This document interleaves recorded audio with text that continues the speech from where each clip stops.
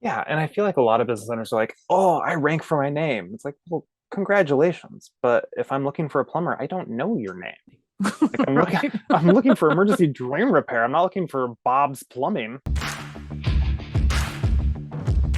Welcome to Monday Mornings with Michelle, the new business podcast. Whether you're kicking off your day or kickstarting your business, Michelle is going to kick your ass into next week with the essential fours: strategy, systems, support, and state of mind. Now, welcome to center stage, Michelle Nedelec.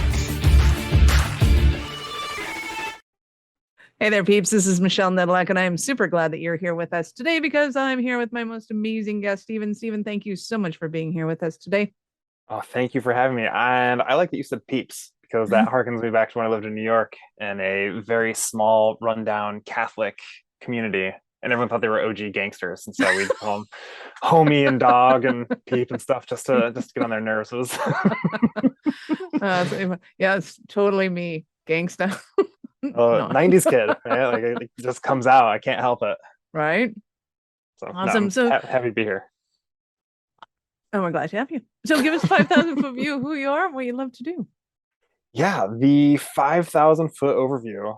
Wow. Uh, Geez, that's a big mountain. I feel like there's always a lot that goes into that. I will give you the 10,000 foot Take the overview. airplane It's just or the helicopter. It's good. I got it parked out back.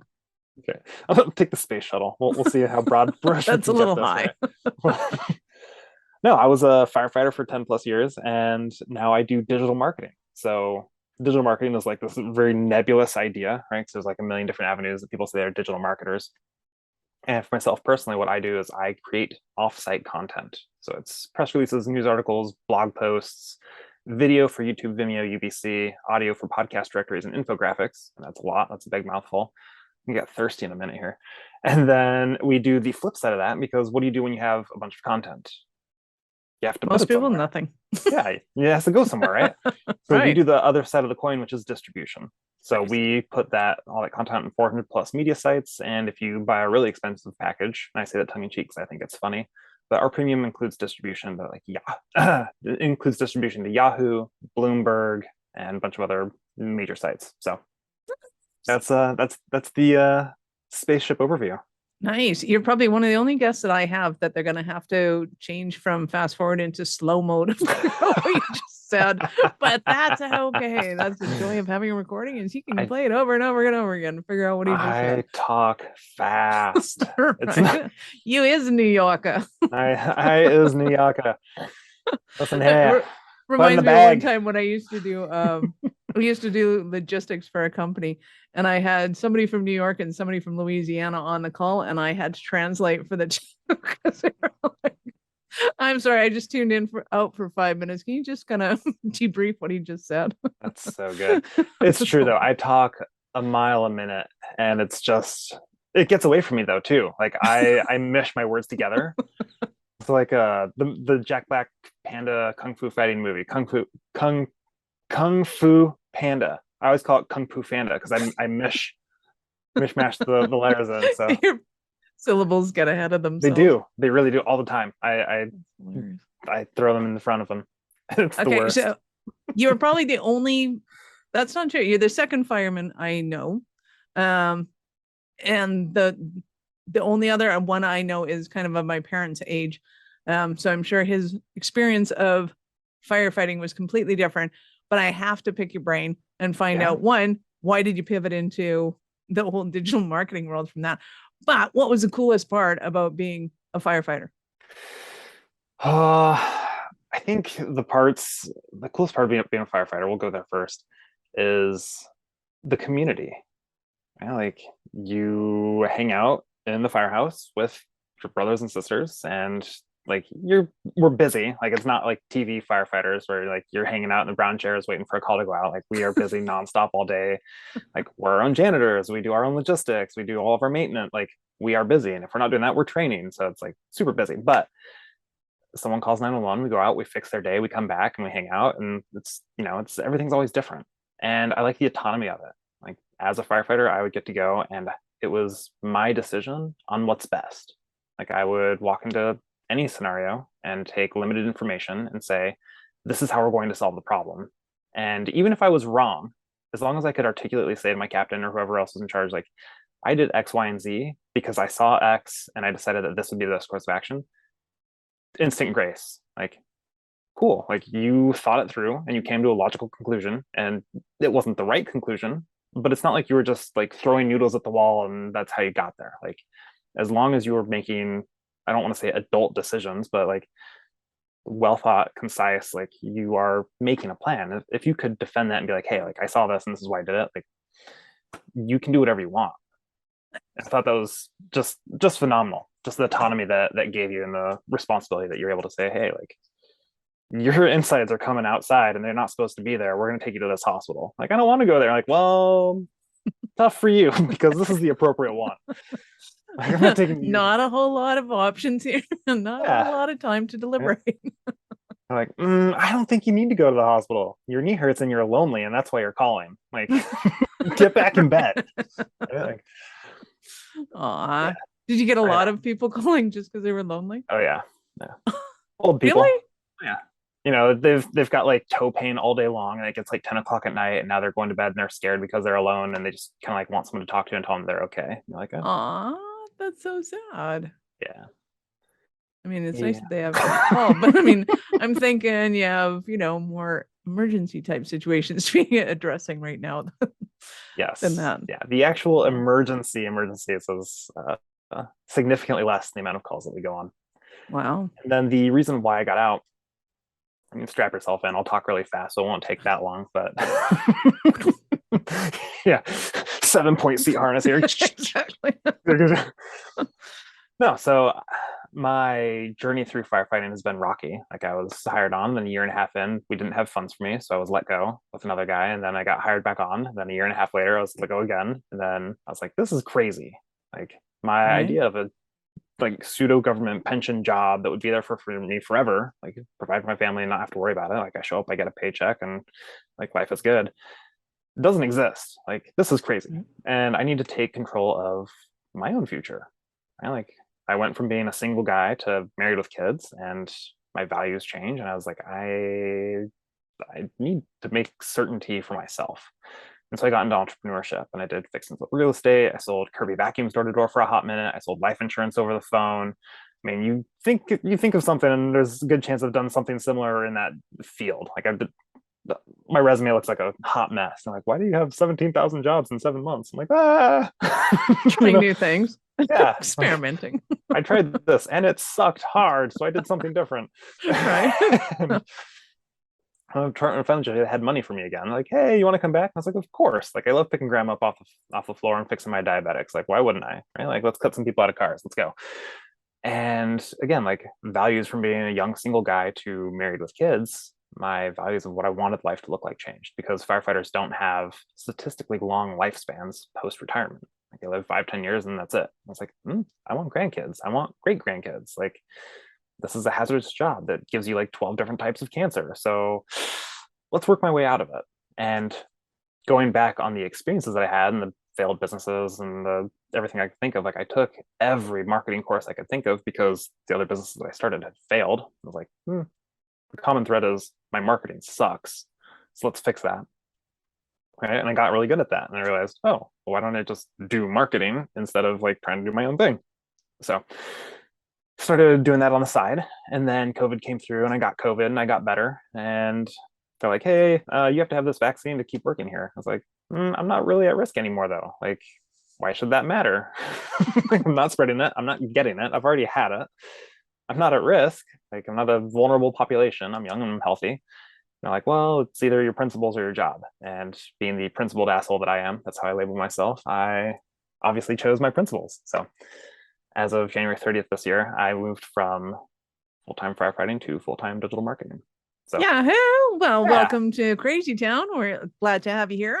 Thank you. Yeah. Population, everyone who's an entrepreneur. Exactly. That's awesome. Yeah, that was my exit. And it wasn't like, I was working my way towards that. And my goal was to work myself out of the fire service. It's just not how I wanted it to end. But right. Yeah. Totally get it. So now when you're working in it, you're looking at more of the publicity and distribution of marketing, yes? Yeah. So I call it offsite SEO because there's not really a good way to categorize it. And you could call it brand management or reputation management or publicity or visibility and exposure or credibility or authority. Like they're all good keywords for what I do for businesses. But the tangible result is organic search rankings from content that's not on your own website. Right? Nice. Because everyone thinks of SEO as being like, oh, I'm going to go in, I'm going to do like the sitemap and the metadata and change my headers and make my little blog post and like pat myself on the back so Google says, hey, you're doing great. Like I'm going to recommend you for this type of service now. But what I do is, since it's all leveraging, you're familiar with BNI, right? Business Networking International. Yep. Their mantra is know, like, and trust, which if you go to any networking, they're going to tell you like people do business with their friends, and all things being equal, and all things being unequal, they still do business with their friends. Right. And so this content is leveraging Google's know, like, and trust factor with other websites. And these are the authority sites like Yahoo and Bloomberg and Fox and CNN. So when they say, hey, check out Michelle, she does plumbing in Texas. When someone says emergency drain repair in Texas, you're going to pop up there because you have recommendations from these trusted sites from Google. Nice. That's how it works. We have a 3-day delay before we deliver any services, but other than that, we're great. Take me that long just to get down there. we send one person with a plunger and we charge you $5,000. If that doesn't work, we come out again. So, because I think a lot of people don't understand a lot about SEO for starters. Like it's a term that has become, oh, okay, I think I know what you do, but they don't. And they don't realize that search engine optimization is such a general umbrella name. Yeah. And when some people say, we're going to do SEO on your site, it means the technical aspects of making sure that you have your SSL and that you have so many keywords on a page and blah, blah, blah. But they don't realize that in order to have good SEO, you have to have those backlinks. So you have to have other sites recommending you, and they have to be populated sites where people are actually clicking on those links and going to your site. Otherwise, it's just as as useful as you sending people to your site and going, can they figure out what we do? Is really the essence of it. Yeah, and I feel like a lot of business owners are like, oh, I rank for my name. It's like, well, congratulations, but if I'm looking for a plumber, I don't know your name. Like I'm looking for emergency drain repair. I'm not looking for Bob's Plumbing. Like, right. So you gotta, you have to be visible for what you provide, not who you are. It's important to show up for who you are. Someone's like, who is Bob's Plumbing? They do a little research, like you want to show up for you, but you really need to show up for the things that you do. And I feel like that's the big disconnect when I talk with business owners. They don't realize that aspect of it. Oh, absolutely. And if you have, a last name like mine, they'll often get it wrong. And, or, they know my name's Michelle, but they don't really remember who I am. And they certainly don't remember what I do. So it becomes I can search, top 5 pages of my name. It's totally irrelevant. So when somebody's looking at kind of at this arena that you do, you mention a bunch of words like publicity and reputation management, all those sorts of things. And each one of those has breadth and width to what people do and what they specialize in and how they deliver it. And I don't think people are there yet. It's like once upon a time you used to have a coach, and now you can have a business coach, a relationship coach, a health coach. And within those, you have separations of what they're actually doing. I think SEO is starting to get there, but we're still very much in the forefront of that.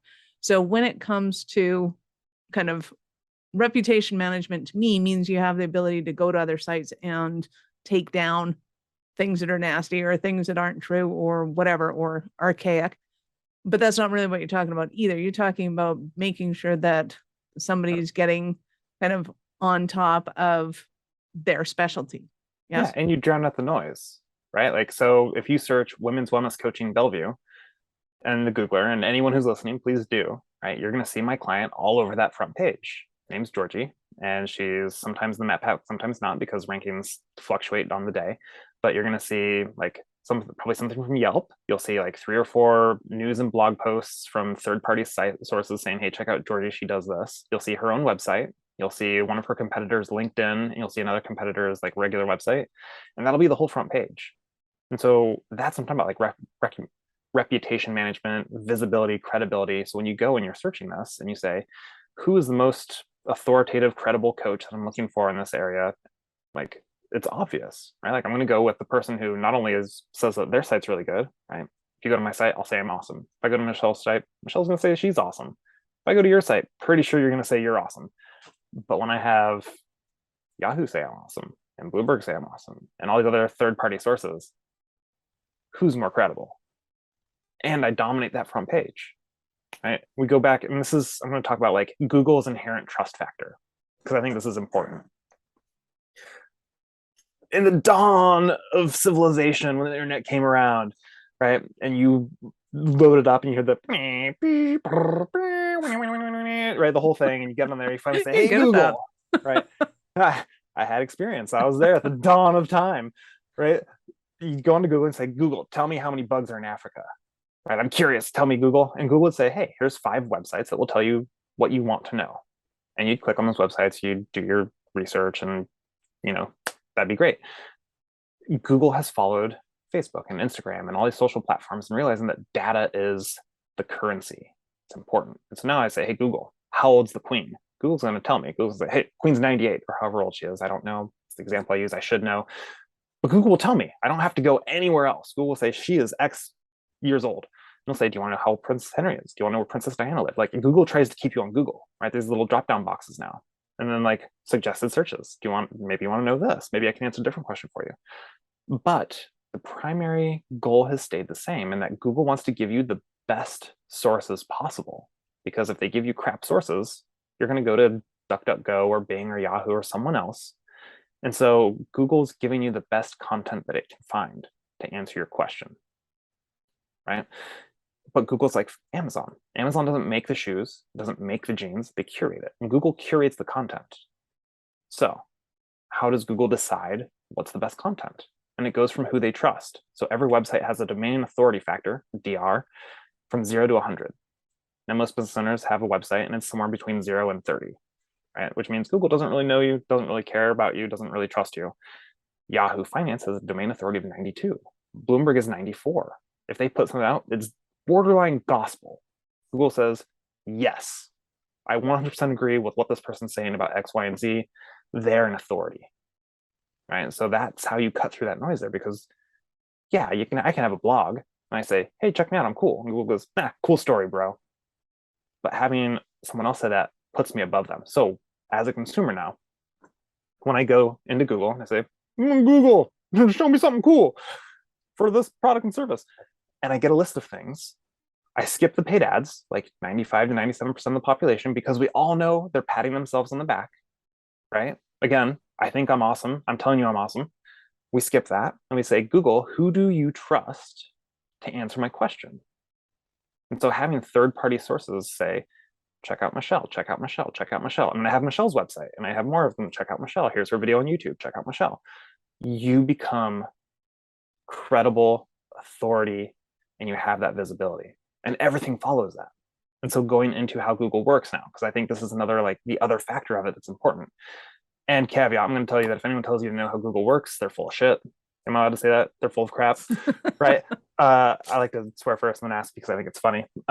But seriously, the people who made the Google search algorithm don't understand it, right? It's so complex. Like, they work on it and they know a portion of it, they don't get it. And so if someone says, I get Google, like this is how it works, they don't know. And now I'm going to tell you how Google works, so you can take that with a grain of salt. But this is, but it goes back to basic principles, right? And so Google doesn't want people to figure out the algorithm. There's the whole backlink thing that you mentioned, that backlinks are important, and they are important. And people figured out, like, hey, if I stuff a bunch of backlinks in 100 sites, like Google will say I'm awesome. And Google threw out the ban hammer and banned thousands of sites in like 2008 or whatever it was. I'm like, this is not how it's going to work. Like, you are not allowed to figure us out.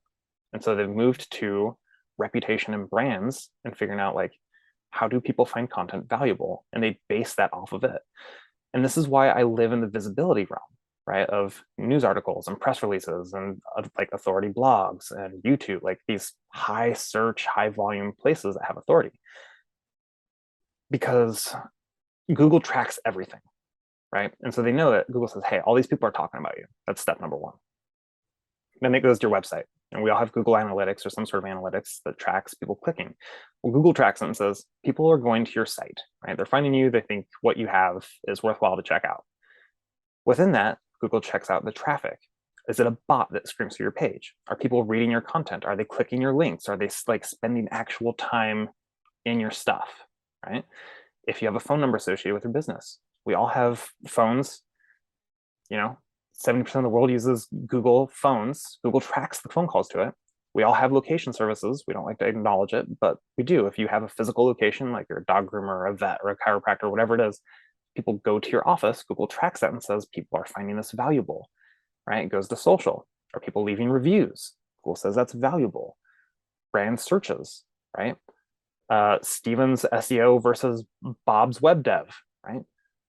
Google says that's a valuable. And so there's this churn cycle. And the more that you get of all these different pieces, the more Google says you are an authority and gives you more traffic and gives you more visibility. And this is why I stay at the top of that cycle at the brand visibility from big name media, because everything follows visibility. The more you have of that, you will collect all the rest of it. And that in the end affects your bottom line. So that was the very long, convoluted answer to a very small question. There's a great answer. So when it comes to, like, I know we would love to have like our articles in the drop downs and things like that. Is that even feasible, or is there so many big players out there that they've already kind of dominated the drop downs in certain categories and questions? Like if you said, what is digital marketing? Like I'm assuming, Neil Patel or somebody like that is going to have their blog because he's got a whole team of people just writing for the purpose of SEO. I would say yes and no. I think the part of it is getting really specific, right? The more specifically that you can answer a question, the more value that you hold, right? And the way I like it is this buyer intent, if you will, right? Like what distinguishes a hot lead from a cold lead? And it's the buying intent. So if I go into Google and say, Google jeans, I'm not a very serious buyer. But I'm like, hey, Google, I want size 36 black distressed stirrup pants with, hammer style. Like I am specifically looking for something that I'm looking to buy. And so when you make content, you say, hey, I'm not doing like top 10 ways to sleep better at night. Like, everyone's doing that, right? Like, let me just puke in this bag and I'll try to put that in my screen here. But when you're like, hey, if you sleep on your side and you have sleep apnea and you're 50 pounds overweight, like this is how you sleep an extra 20 minutes. Like when I'm searching for that type of stuff, I'm going to get that content. Because again, Google's like, who answers the question the best? And this goes into pay-per-click. And I don't really play in that realm, but it's the same methodology. Like if you have a good landing page that answers the questions with the same type of headlines and descriptions, Google's going to reward you with cheaper traffic in your pay-per-click ads because you are providing value.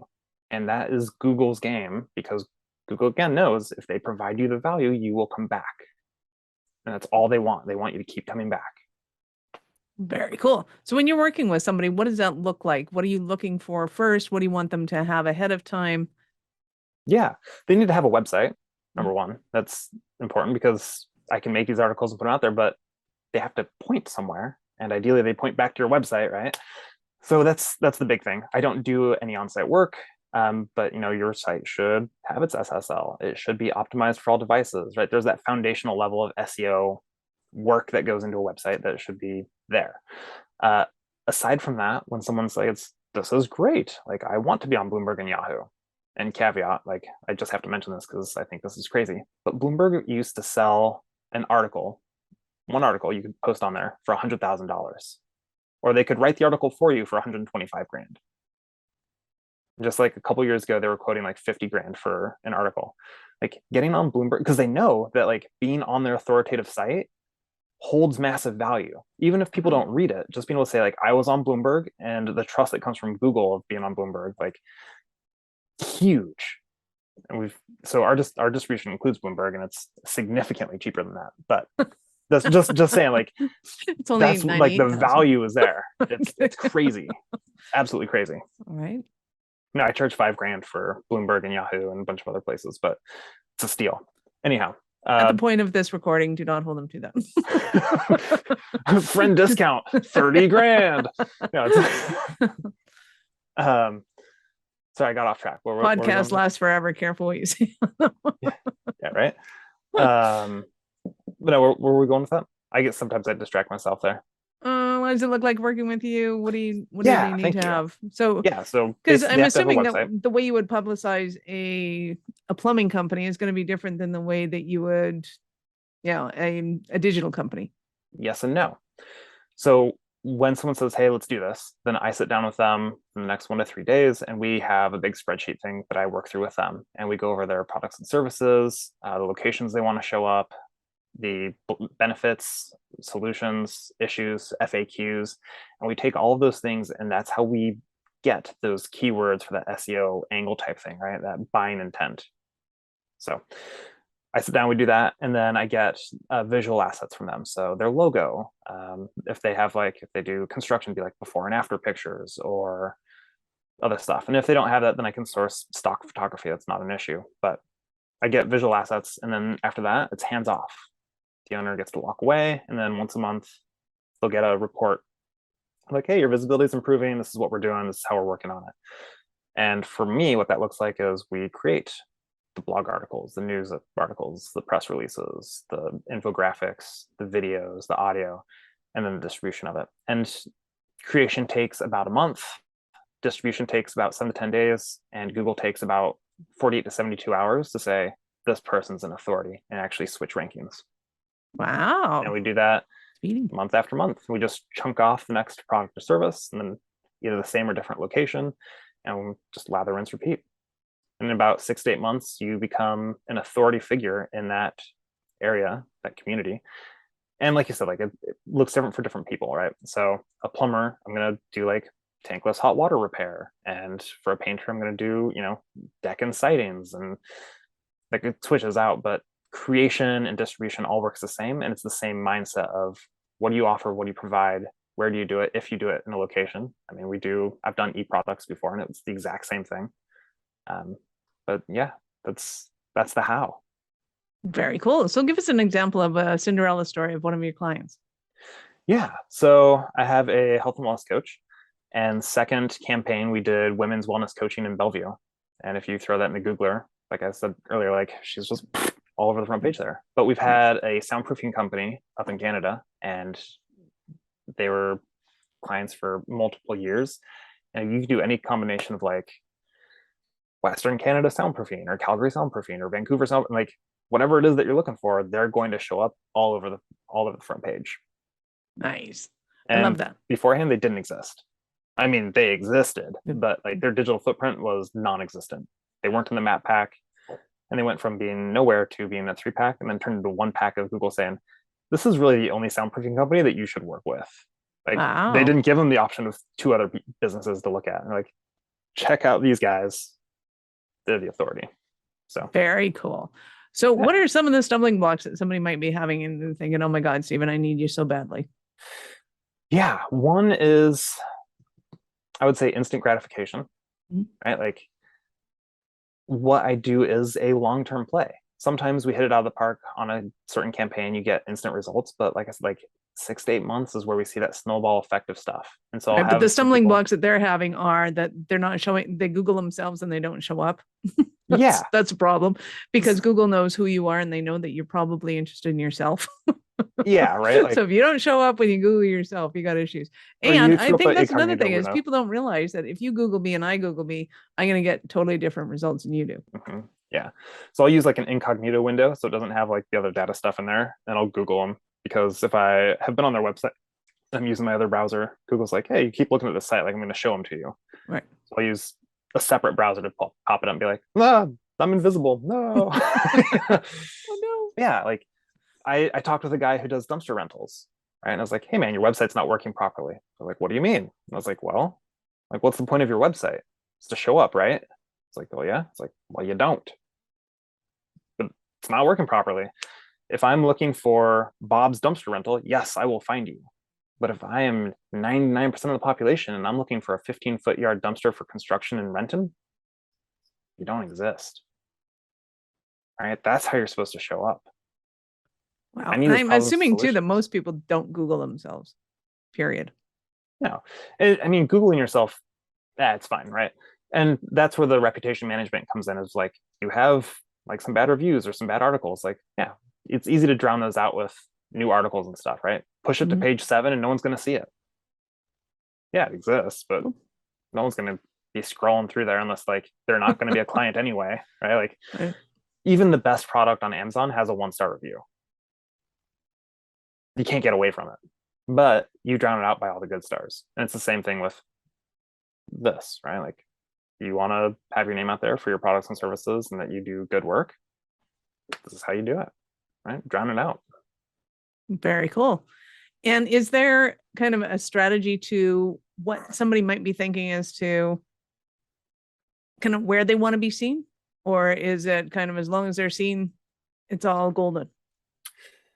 Yeah, that is a very common question. They'll be like, oh, well, my clients aren't on Fox or my clients aren't on NBC. And like, I'm not writing on Yeah. Fox NBC for those people. I'm writing on those because Google likes them, right? Like, the point isn't that I'm getting the Fox readership or Bloomberg's readership. The point is that when someone says, who does dental work in Canada?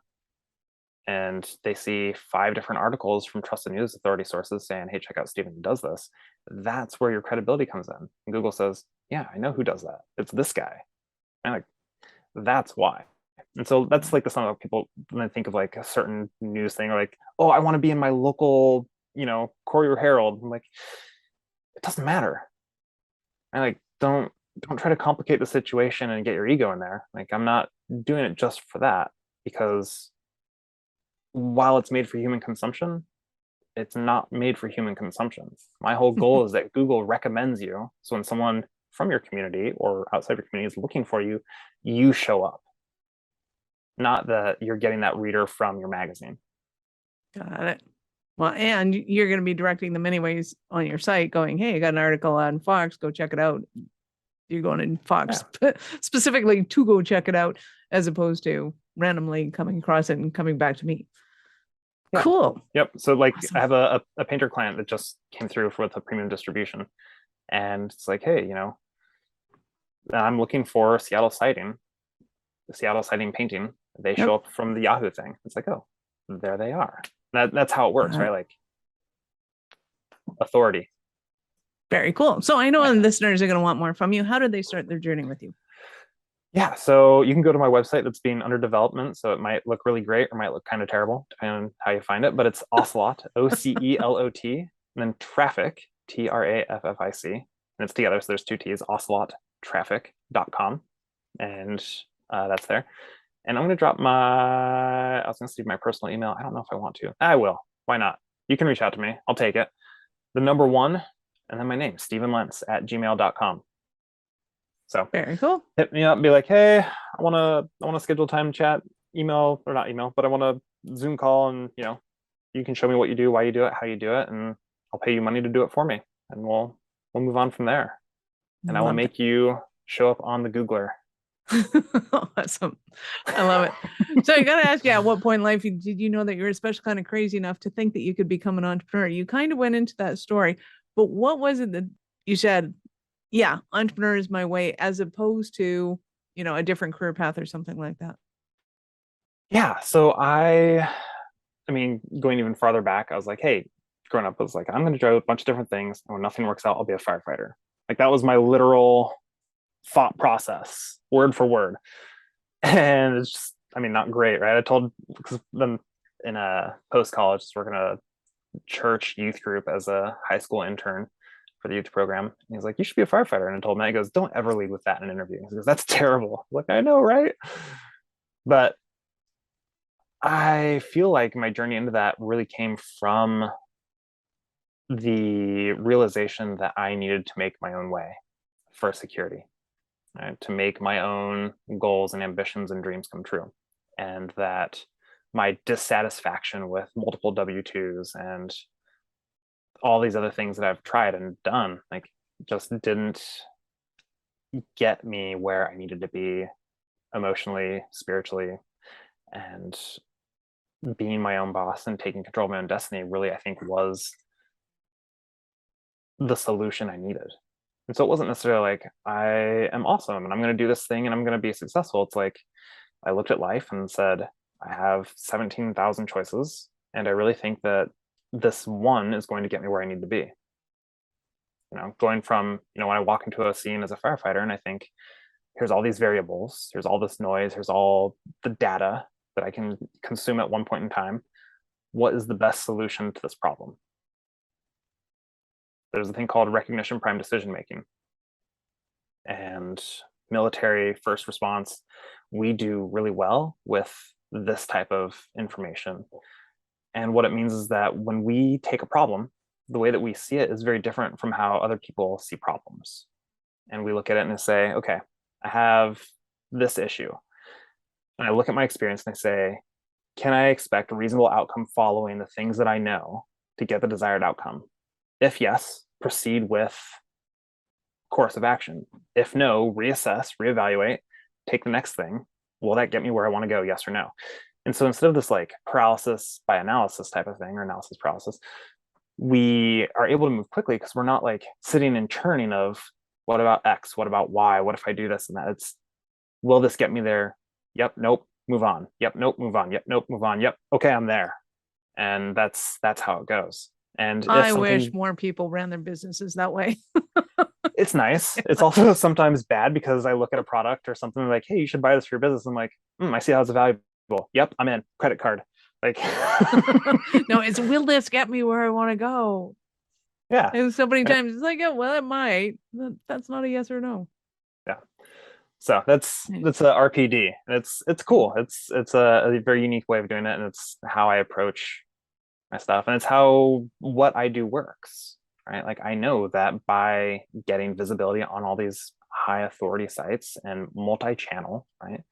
News articles, press releases, blog posts, video, audio, infographic, having all these different types of people and places say that I do X, Y, and Z really well, it works instantly. 48 to 72 hours of full distribution. Like you don't see that anywhere else. And I know that, and again, regardless of who it is, like, yeah, I'll switch up how I talk about them, but the methodology is the same and it works every single time. Nice. Love that. Steven, you have been absolutely awesome. Thank you so much for your time. I appreciate it. I know how valuable it is. Any last words for our peeps?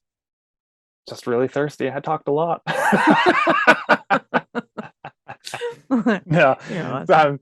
I'm silly, but I appreciate it. No, thank you for having me. It's been a blast, and hopefully people thought it was valuable. I talked 1,000 miles a minute, and you might have to slow me down. But yeah, if you have questions, please reach out to me. Find me ocelottraffic.com. Send me an email. Always happy to help. Love it. Peeps, this is Michelle Nedelec. Thank you for being here with us today. Be sure to subscribe to the show and join our Facebook group, Business Ownership Secrets to Scaling. We'd love to connect with you and help you grow. Thank you for listening to our show. I'm all about being a resource center for entrepreneurs to give them the information and the support that they need to make it in business. As such, the notes for this show can be found at our website at awarenessstrategies.com/blog. Be sure to subscribe, give us a rating. I like 5 stars personally, and share with your friends.